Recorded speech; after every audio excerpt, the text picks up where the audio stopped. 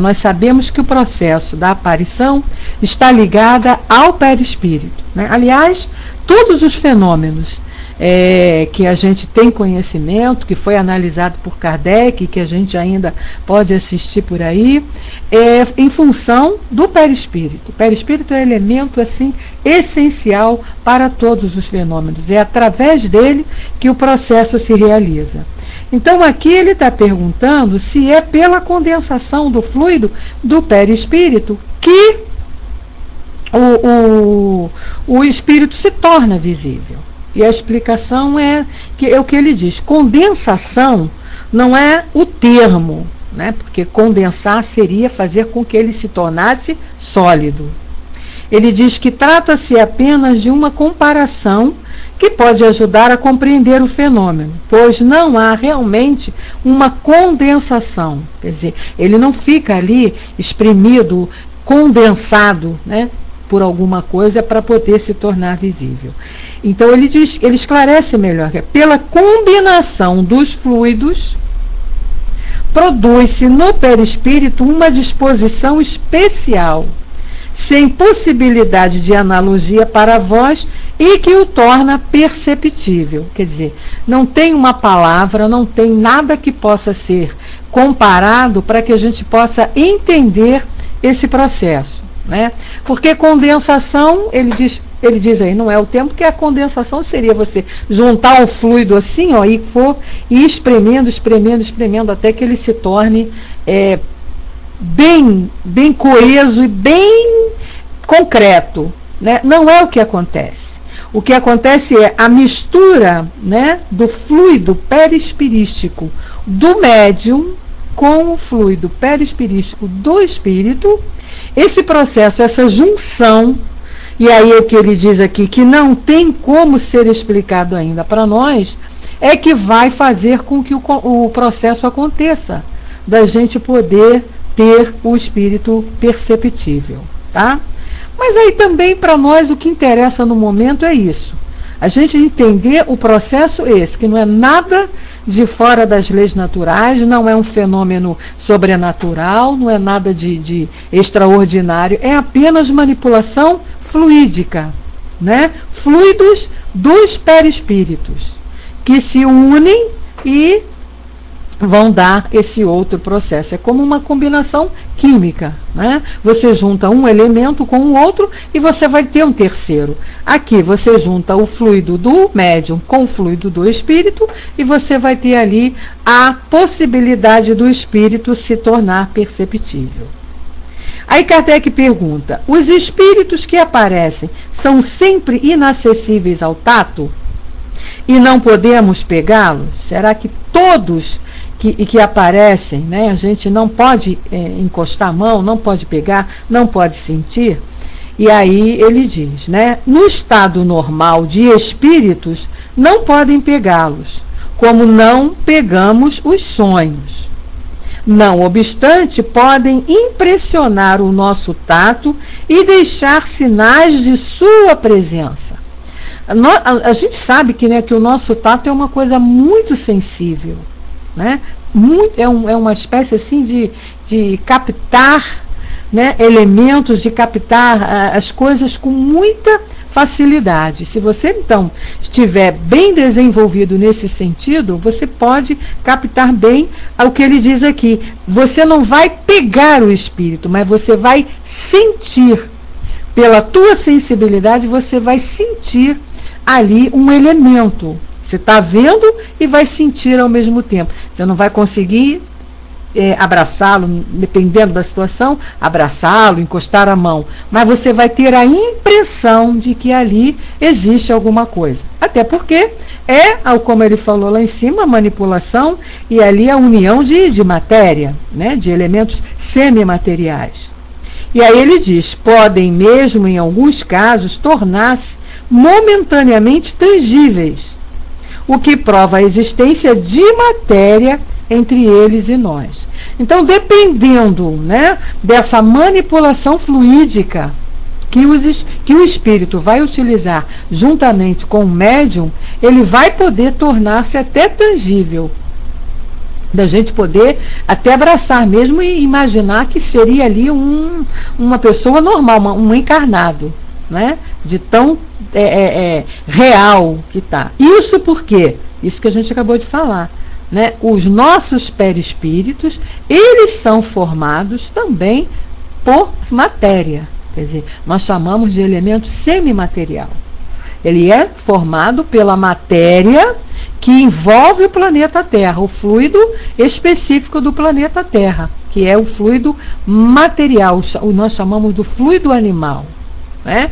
Que o espírito também possui, porque ele está vinculado ao nosso planeta. Mesmo estando desencarnado, ele está vinculado ao nosso planeta. Então, o perispírito desse espírito que está aqui ainda no orbe terrestre, ele é formado também por esse fluido, né? Fluido cósmico universal, especializado para o nosso planeta, que é um planeta ainda de provas e expiações, entrando já no processo de transição para a renovação, regeneração, mas ainda mais para provas e expiações ainda. Então a gente tem aí esse fluido específico que o espírito utiliza. Então, diante dessa possibilidade de nós sabermos que esse fluido, ele é matéria, nós vamos ter a possibilidade do espírito se tornar tangível. E a gente até ali apertar a mão. Aí outra pergunta importante, né? Porque muita gente diz assim, por que eu não vejo nada? Outros veem e eu não vejo nada. E por conta de não verem, acham que não existe nada, né? Não acreditam na existência desse mundo espiritual. Então Kardec perguntou lá ao espírito, né? Todos os espíritos, todos estão aptos a ver espíritos? Todos nós, encarnados, podemos ver espíritos? E aí ele disse, durante o sono, todos, né? Porque nós, durante o sono, nós estamos sem o limite do corpo. O que nos limita a ver ou a não ver, o que possibilita a vermos ou não espíritos é o nosso corpo. Ele é que limita esse processo, né? Então, quando nós estamos dormindo, nós estamos fora do corpo. Estando fora do corpo, nós não estamos limitados por essa matéria, por esse órgão material que são os olhos do corpo, nós podemos ver. Todos nós podemos ver espíritos.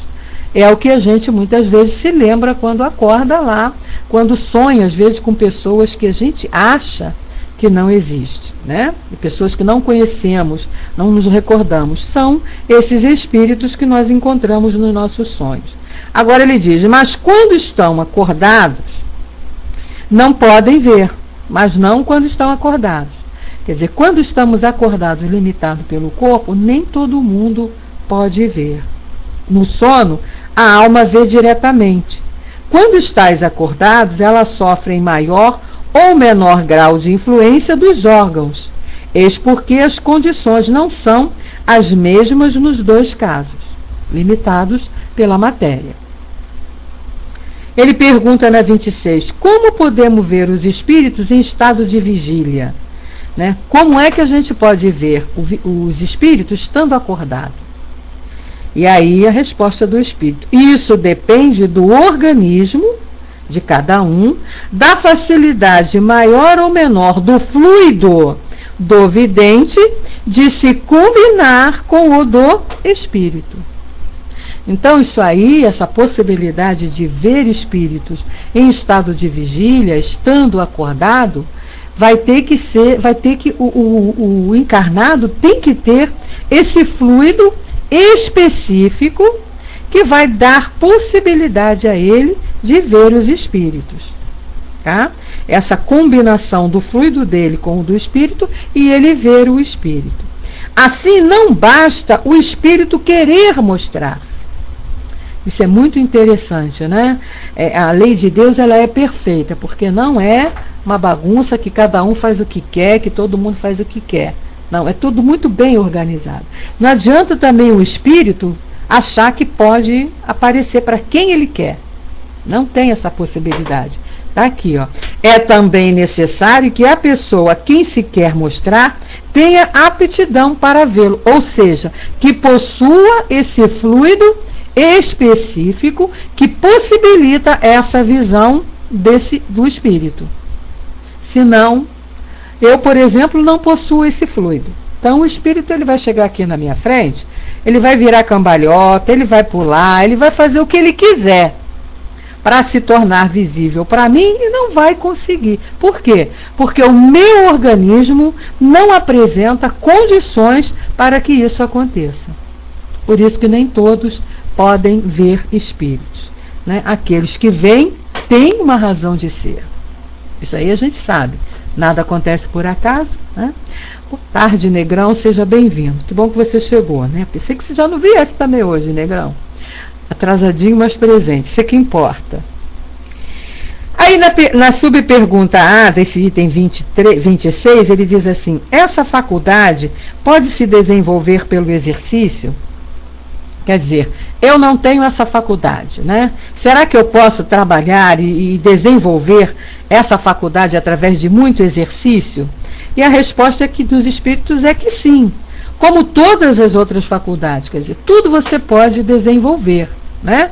Mas é daquelas cujo desenvolvimento natural é melhor do que o provocado, quando corremos o risco de superexcitar a imaginação. O que ele está dizendo aqui é o seguinte: quando você começa a entrar no processo de querer desenvolver isso, você pode ser enganado por você mesmo, né? A vontade tão grande de ver o espírito, de ver espíritos, e aí você começa a treinar no processo de ver, o que vai acontecer? Você pode ser, por conta dessa ansiedade, né, essa excitação de querer ver, você pode trabalhar e a tua imaginação funcionar aí, e você está pensando que está vendo o espírito e não. Então, se você não tem, não provoca, né?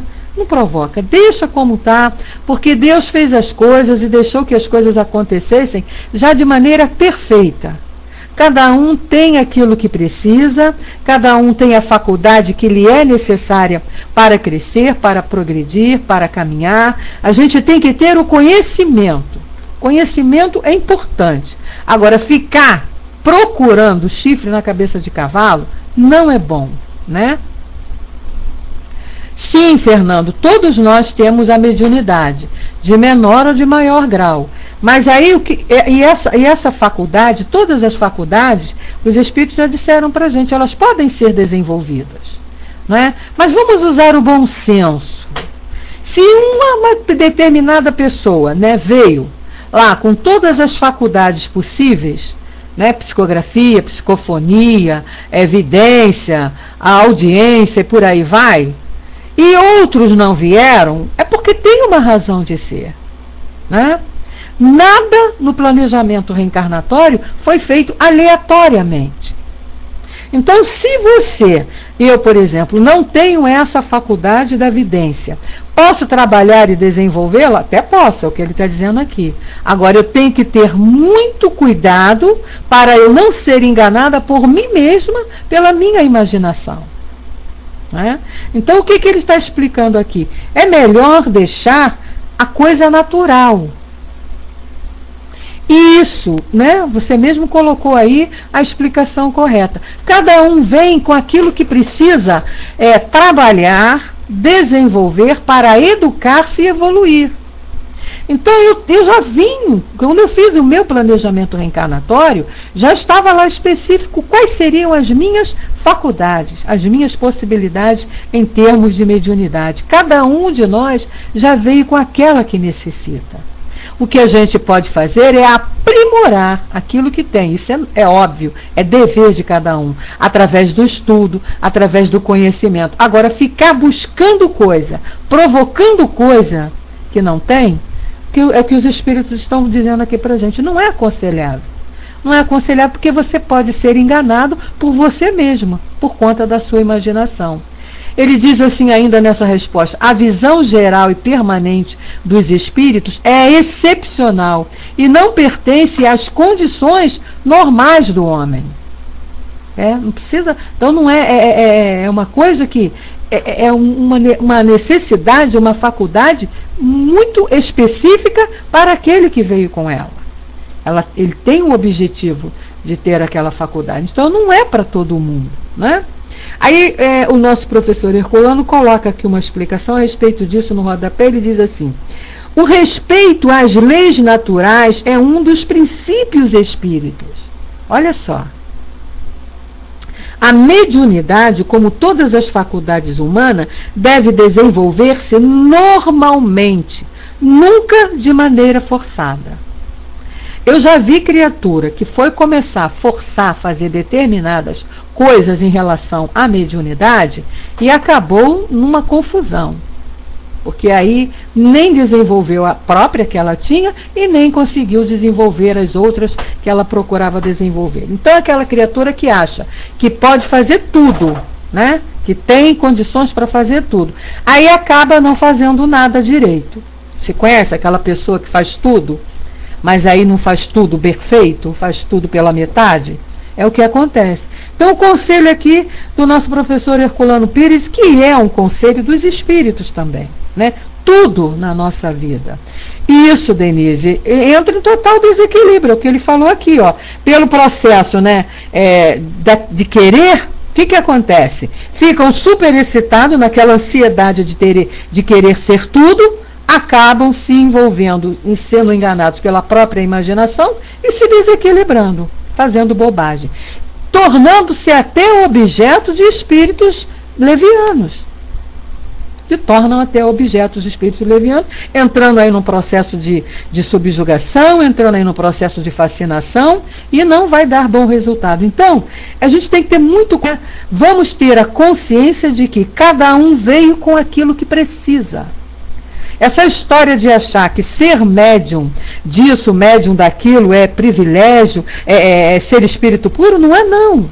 Não é não. Quanto mais você tem, mais você deve. Quanto mais oportunidade de trabalhar você tem, é porque você precisa trabalhar mais. É porque deve mais. Então, vamos parar com isso, que porque eu queria ser médium disso, eu queria ser médium psicofônico, porque eu sou... Não existe isso. Sabe? Não existe isso. A pessoa tem aquilo que precisa para o seu desenvolvimento, é como espírito imortal em processo de evolução. Então não adianta eu querer ter o que o outro tem, né? Chico falava muito isso para nós. Não pense que porque eu tenho várias condições, tenho várias faculdades, que eu sou um espírito puro, superior. Não era não. Não era não. Olha a vida que ele levou. Uma vida de sacrifícios. Por que será? Né? Então a gente tem que... O que a doutrina nos ensina é para a gente botar em prática no raciocínio. É raciocínio lógico. Ora, se eu não tenho essa possibilidade, é porque no momento, nessa encarnação, eu não preciso ter. Então eu vou trabalhar a que eu tenho. Tem que pensar assim. Aqui o conselho bem grande do professor Herculano Pires, o respeito às leis naturais. Isso é muito importante, né? Pois é, né, Fernando? Chico falava isso, né? O Fernando coloca para nós, não é à toa que Chico se dizia um subverme e viveu na simplicidade, né?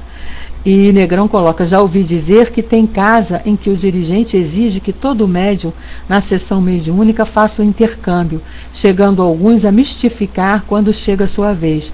E isso é verdade, acontece mesmo, né? Você fica provocando uma coisa que você não tem. Aí entra nesse processo que ele falou aqui, da imaginação. Por quê? Você começa a ser utilizado por espíritos levianos. Porque você tem ali a possibilidade, começa a ser utilizado. E aí entra nesse processo mesmo de aberração e começam a mistificação. Conclusão, o trabalho vai perdendo a credibilidade. Então a gente tem que ter muito cuidado com isso, né? A gente tem que ter assim, não é à toa que é importante que se estude, né? Temos que estudar. A gente vai estudando, a gente vai entendendo o processo. A gente vai conhecendo todos os fenômenos, vai entendendo o processo, vai entendendo a razão do porquê das coisas serem da maneira que são, né? Então a gente muitas das vezes, por falta do conhecimento, questiona, né? Por que isso? Por que aquilo? Eu mesmo já questionei muito. No início, quando eu entrei para a doutrina e estava conhecendo tudo, a gente vai questionando. Porque a gente tem uma visão de fora, sem o conhecimento, sem a base do estudo, a gente tem uma visão. Quando você começa a estudar, né? E isso, Fernando, estudar, reestudar, reestudar, de novo e reestudar de novo, e mais uma vez e sempre. É a história do perdão, né? 70 vezes, 7 vezes, que não acaba nunca. O estudo vai nos trazer noções de bom senso, né? Principalmente com Kardec, porque ele faz com que a gente raciocine e coloque a lógica para funcionar, né? Porque a doutrina espírita é lógica. Tudo muito correto, tudo muito certinho, muito racional. Então, não tem por onde você escapulir. Não veio, para que vai futucar? Aí, como dizia meu pai, você procura chifre na cabeça de cavalo. Aí você encontra o chifre, ganha uma chifrada, aí vai querer se fazer de vítima. Então fique com aquilo que você tem, procure fazer aquilo que você tem e fazer bem feito, porque todos nós temos talentos.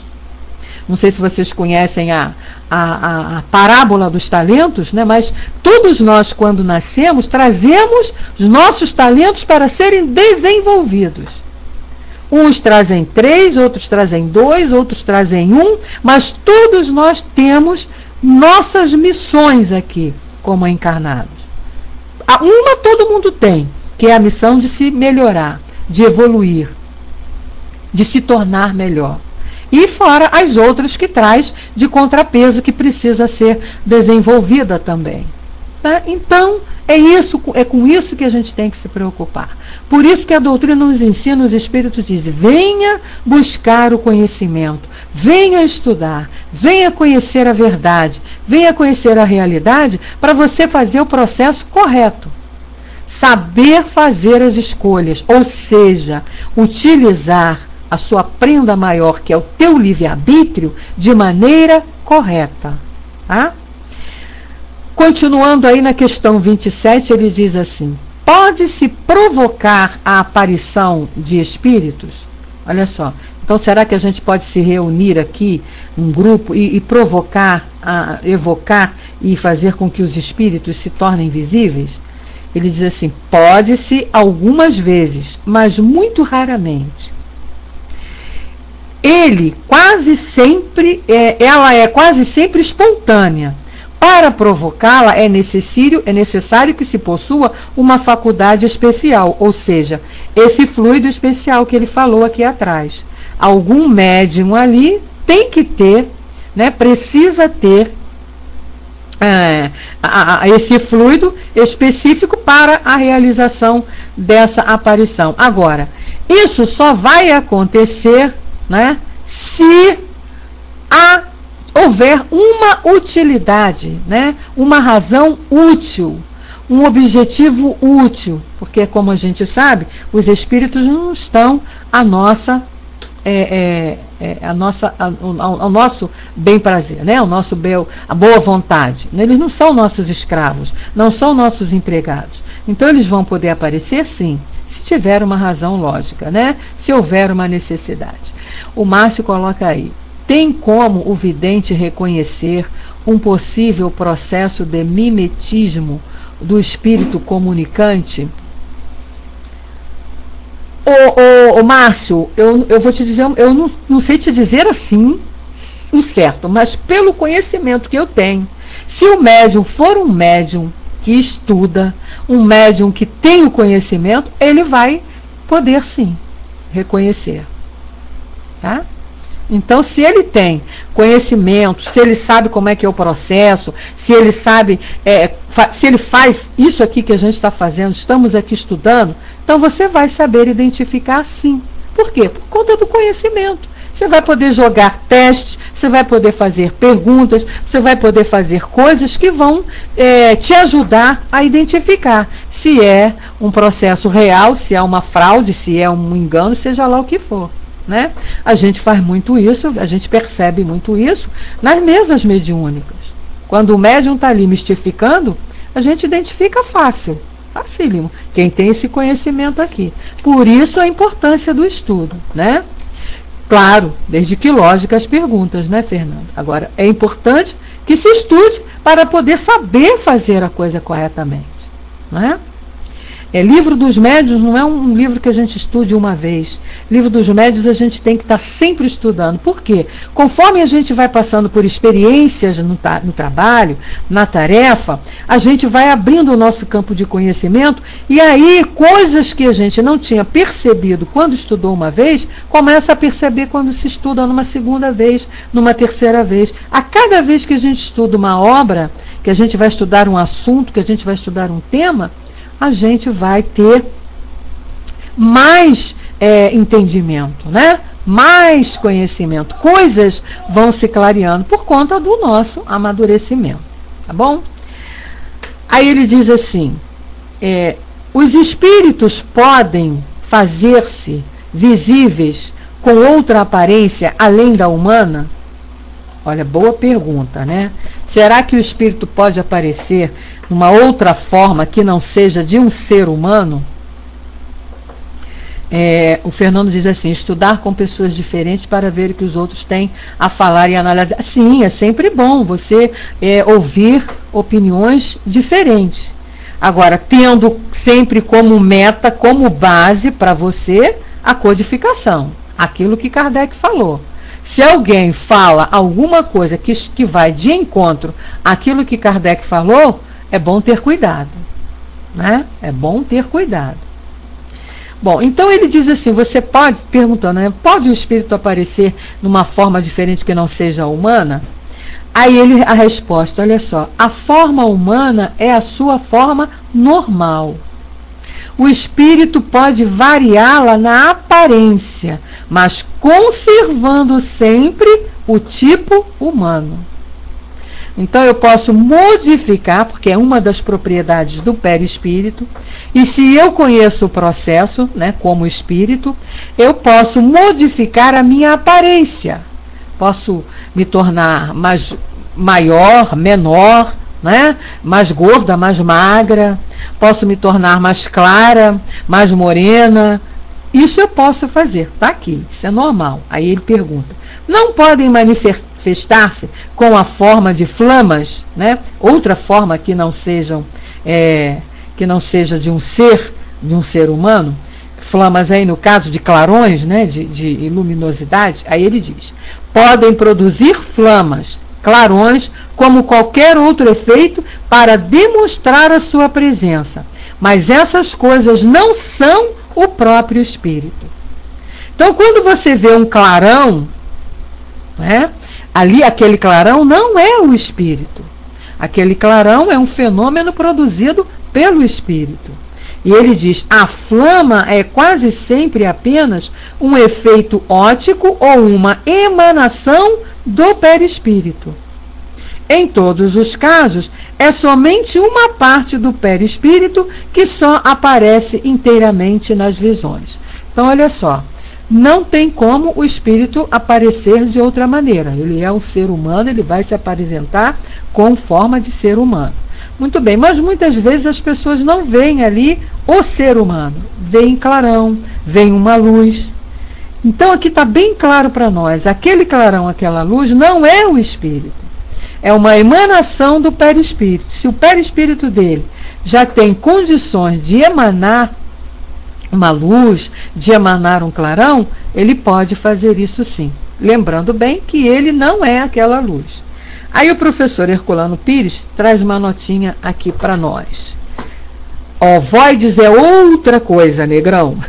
Ovoides é uma deformação aí do perispírito por conta das atitudes que o espírito tem. Entendeu? Aí é outra coisa. Ele está deformado, mas é o perispírito dele que está deformado. Como pode aparecer também nas formas horripilantes.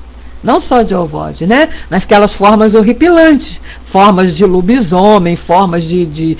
Isso pode, por quê? Porque o perispírito dele está totalmente totalmente deformado. Então a gente tem assim coisas horripilantes mesmo. Por isso que médium vidente diz assim: não é bom ser médium vidente, porque a gente vê coisa bonita e vê coisa feia também. Mas são seres humanos. Ele é humano, ele está deformado, né? Mas ele é um ser humano, né?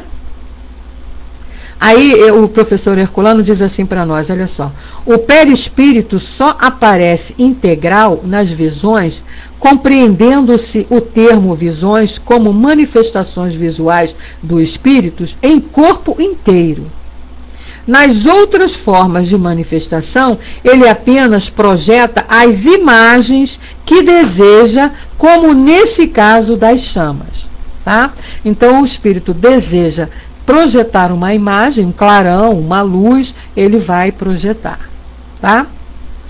Agora, esse caso que você citou aí é a deformação perispiritual.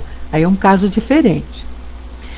Terceiro, nessa pergunta ainda aqui, na 29, né, na questão das perguntas sobre a aparição, que eu acho que a gente não termina hoje, mas vamos tentar.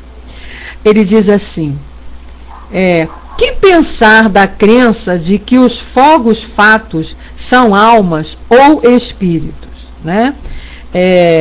Fogos fatos, vocês sabem, é aquela luzinha que costuma sair, né? Aquele clarãozinho que costuma sair nos túmulos, nos cemitérios. E aí a resposta: superstição produzida pela ignorância. Porque aquilo ali, isso aí, Dudu, é uma decomposição orgânica que produz um gás e que pode se inflamar. Então ele diz, né? São superstições produzidas pela ignorância. A causa física dos focos fatos é bem conhecida. É isso aí que o nosso amigo Dudu colocou aí para nós, né? Decomposição ali do ser, do corpo, e a gente sabe que vai produzindo gases, e esses gases produzem essas luzinhas. Muita gente chama aquilo de espírito, mas, como ele diz aqui, superstição. É por conta da ignorância. Aquilo ali não tem nada a ver com o espírito. Outra pergunta, nessa mesma questão, nesse mesmo assunto, ele diz assim: a chama azul que apareceu sobre a cabeça de Sérvios Túlios na infância foi real ou apenas uma lenda? Resposta: era real, produzida pelo espírito familiar que desejava divertir a mãe. Quer dizer, isso é possível. Olha só. Esta médium vidente percebeu uma irradiação do espírito protetor do seu filho. Os médiums videntes variam de grau no tocante à percepção, como os médiums escreventes variam na escrita. Enquanto esta mãe via uma chama, outro médium poderia ver o próprio espírito. Ah, também ainda tem isso. Existem graus de evidência. Isso é interessante a gente lembrar isso também. Essa faculdade, né, da vidência, ela também tem ali graus. Tem gente que vê tudo, tem gente que não vê tudo.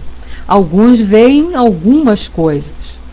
E é sempre, veja bem, sempre de acordo com a necessidade do espírito. Tá?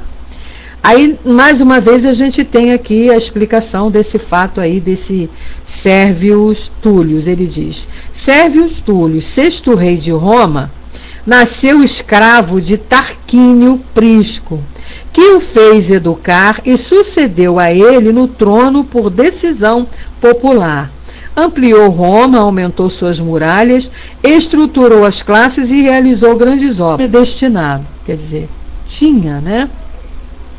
Essa missão, veio já com essa missão. Por isso que a mãe viu lá a luz, o foco, né, a auréola lá em cima da sua cabeça, né? Questão 30.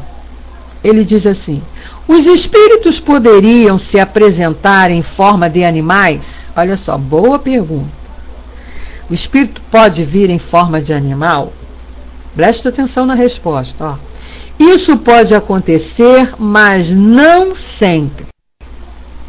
Espíritos inferiores, os que tomam essas aparências, esses podem. Então tá aí, ó. Espíritos inferiores que tomam essa aparência. Ele não é um espírito bonitinho, normal, direitinho, que vai se transformar num animal para aparecer para nós. É bem diferente, ó. Isso vai acontecer, mas são com espíritos inferiores que já se sentem assim, que tomam essa aparência. Aí ele diz, mas seriam sempre, em todos os casos, aparências passageiras, pois seria absurdo acreditar que um animal pudesse ser a encarnação de um espírito. Olha que esclarecimento sensacional esse aqui de Kardec. E aí ele do espírito, né, para Kardec. E aí ele diz assim: os animais são sempre animais e nada mais do que isso. Tá? Então quem vive achando aí que animal é um ser, um espírito encarnado, que você se encarna como animal, está enganado. Isso não existe. A partir do momento que você atingiu a esse reino, né, que nós chamamos de reino hominal, que você atingiu a condição já de ser humano, de se encarnar como ser humano, você não vai nunca mais voltar a um corpo de um animal. Então, essa resposta aqui é bem clara quando ele diz para nós que espíritos inferiores, por conta da ignorância, por conta do status, do estado em que se encontram, se sentem dessa maneira e aí eles transformam o seu perispíritos, né, numa situação dessa, de se aparecer como animal. O Fernando coloca ali aqueles que cometem crimes ambientais.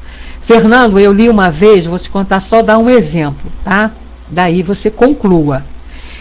Nós escutamos uma vez um estudo aqui no Rio de Janeiro, na Rádio Rio de Janeiro, que é uma rádio espírita, e aí foi uma época que estava acontecendo uns casos aqui com os cães, pitbulls, e os pitbulls atacavam, um caso que aconteceu de um pitbull atacar uma criança, né, no rosto, e deformar o rosto dessa criança, e aí houve aquele comentário. E aí foi questionado isso, né, os debatedores do programa da Rádio Rio de Janeiro, o senhor Gerson Simões, Monteiro, os pessoal lá que conhece muito de doutrina espírita. Então ele explicou o seguinte, vocês já viram aquelas pessoas que utilizam a caça como meio de diversão? Que vão caçar os animais simplesmente pelo prazer de matar? Entram em dívida com a lei, né? Porque caça não é esporte.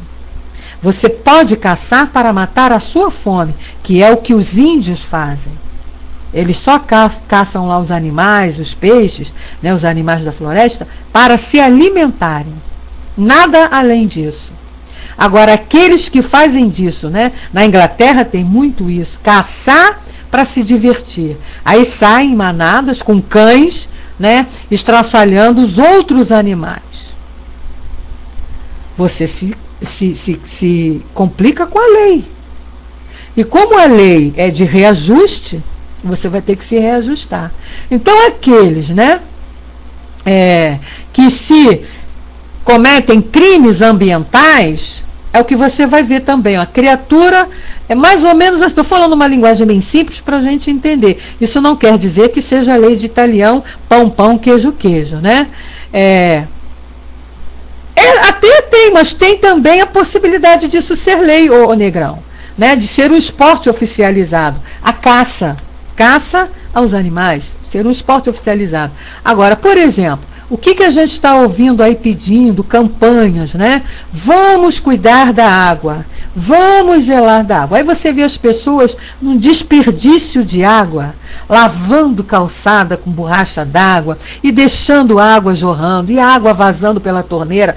Porque a água, aí a gente ainda vai falar, as pessoas ainda brigam com você dizendo que vai morrer, quando a água acabar ele já não está mais aqui. A gente sabe que isso é um ledo engano. Aí, conclusão, você depois nasce lá no Nordeste, né, num lugar daquele onde você não tem uma gota d'água para matar a tua sede, aí você questiona, por que será? Né? Então, é isso que a gente tem que raciocinar em relação à pergunta que você colocou aí, Fernando, dos crimes ambientais, né? Os que cometem crimes ambientais voltam a reencarnar, talvez até como defensores de animais, e passando por dificuldades em relação a qualquer tipo que tenha sido esse crime ambiental que ele fez, né?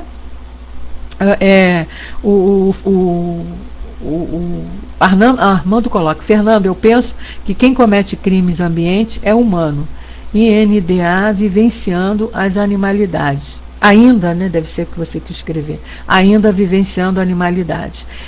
São pessoas ignorantes, né, Arnaldo? Eu vejo assim, são espíritos ainda ignorantes. Porque você olha, né, a gente que dava, eu pelo menos que valorizo muito uma água, eu acho a água a maior bênção que a gente tem, que Deus deu para nós, né? Você quando está com sede, você pega um copo d'água e bebe, nossa, que sensação gostosa que você sente. Então você desperdiçar uma coisa dessa, você desperdiçar comida, né?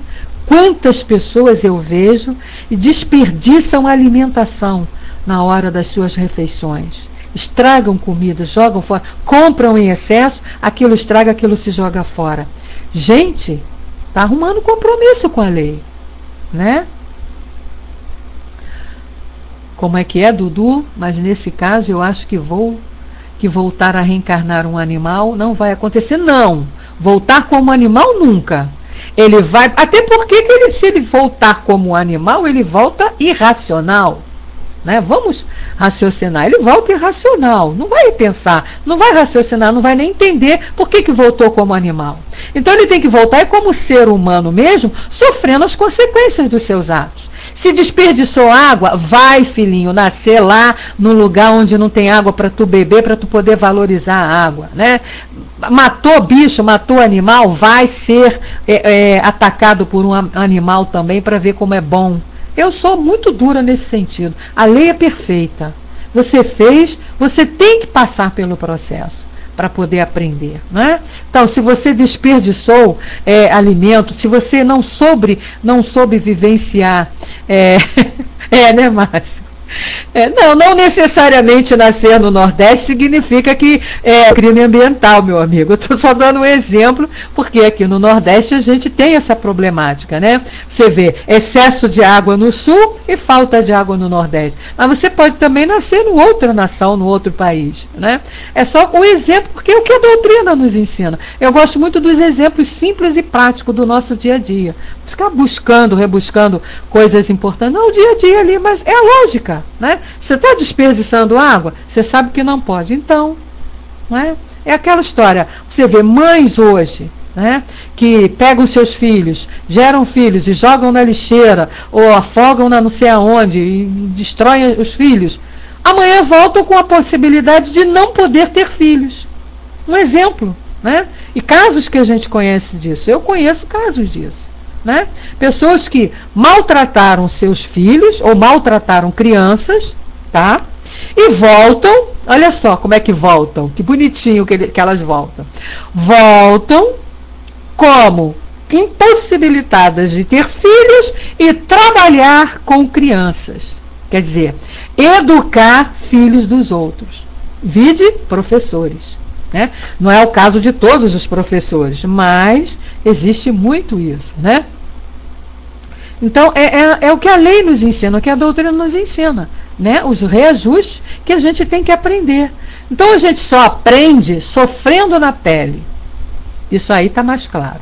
Não adianta você ensinar, você tem que ensinar, aprender e passar pela experiência. É como na escola. A gente ensina a matéria para o aluno, a gente ensina lá a lição, ele vai ter que fazer os trabalhos, ele vai ter que fazer os exercícios e depois ele tem que passar pela prova para ter a certeza de que aprendeu aquilo mesmo. É assim a nossa caminhada aí evoluindo. Né? Então, se você complicou qualquer coisa com a lei, né? Se você fez lá alguma coisa que esteja de encontro à lei, tenha certeza de que você vai ter que voltar para se acertar com a lei. né? Independente da situação do que você tenha feito. O que você fez foi uma infração à lei, então você vai ter que vir para aprender a não cometer mais aquela infração à lei, né? É isso que a doutrina nos ensina, é assim que eu entendo.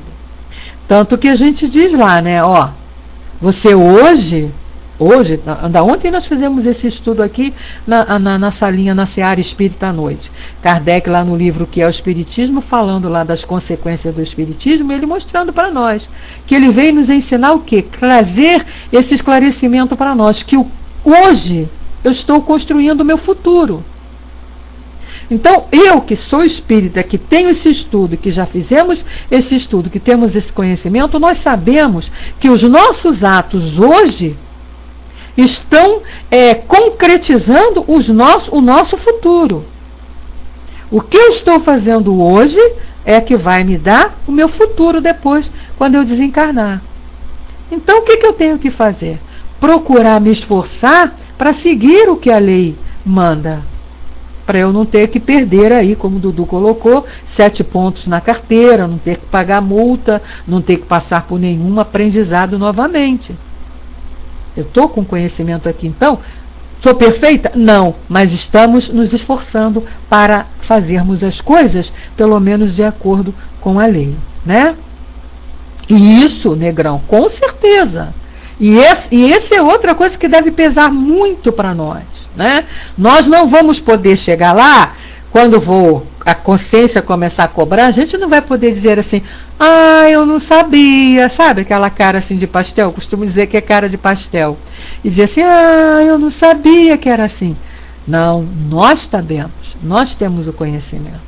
Então, se a gente está lá desperdiçando água, se a gente está lá desperdiçando alimento, se a gente não está dentro das nossas condições amando o próximo, se a gente não está se esforçando para perdoar, se a gente não está se esforçando para ser tolerante, para ter paciência, a gente ainda não tem isso não. Mas a gente tem que se esforçar para vivenciar isso. É através do esforço da repetição que a gente vai chegar lá, né? Se a gente não está se esforçando para fazer isso, já sabe que vai ter que voltar para reaprender. Então, trata de começar a trabalhar isso, né? O que nós estamos fazendo aqui? Por qual motivo de estarmos reencarnados? Não é acertarmos as nossas dificuldades? Não é aprendermos a sermos bons? Não é aprendermos a sermos um homem de bem? Então é para isso que a gente está aqui. Então a gente tem, lógico, não vamos mudar tudo numa encarnação, mas vamos trabalhar ali as nossas maiores dificuldades. Olhar para dentro de nós mesmos e vermos o que está doendo mais. Aquilo que estiver doendo mais é o que a gente precisa trabalhar, é o que a gente precisa consertar, né? Jandira, querida, um beijo para você, seja bem-vinda. Bom, aí... Então, ficou bem claro isso para nós aqui, que voltar como animais nós não podemos. Aí, o professor Herculano Pires coloca aqui uma informaçãozinha, que é sempre bom a gente ler. E ele diz assim, esta afirmação não contraria o princípio espírita da evolução. Pelo contrário, o endossa, mostrando apenas que o espírito,